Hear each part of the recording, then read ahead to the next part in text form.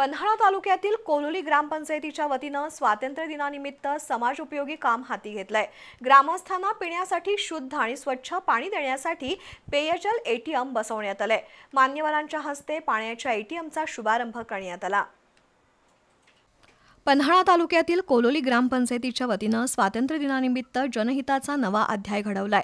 गावकऱ्यांना शुद्ध आणि स्वच्छ पाणी पुरवण्यासाठी ग्रामपंचायतीनं पुढाकार घेतलाय। त्यासाठी पेयजल एटीएम बसवण्यात आलंय। सरपंच पवित्रा कांबळे यांच्या हस्ते पाण्याच्या एटीएमचं लोकार्पण करण्यात आलं। गावात स्पर्धा परीक्षेचा अभ्यास करणाऱ्या विद्यार्थ्यांसाठी मोफत वायफाय पुरवलं जातंय। ग्रामपंचायतीत सीसीटीव्ही कॅमेरे बसवले आहेत। त्याशिवाय कर्मचाऱ्यांसाठी बायोमेट्रिक हजेरी बसवण्यात आली आहे।